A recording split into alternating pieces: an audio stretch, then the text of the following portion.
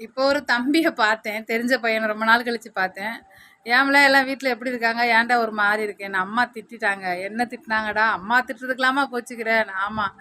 "அப்பல்லாம் ஏன் தூங்குறன்னு திட்டுவாங்க.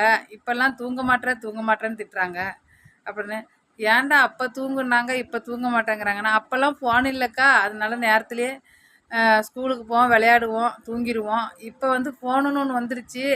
நம்ம கண்ணே தூங்குனாலும் இந்த செல்லு தூங்க விட மாட்டேங்குது. செல்லு பார்த்துக்கிட்டே இருக்கோம் 2, 3 மணி வரைக்குமே நைட்டு. அதனால இப்ப தூங்குங்கிறாங்க.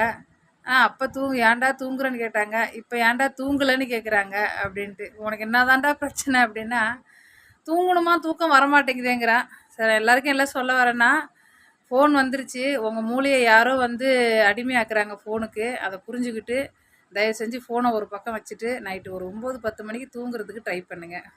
நைட் லைவ் இருக்கும் 8:30க்கு வந்துருங்க.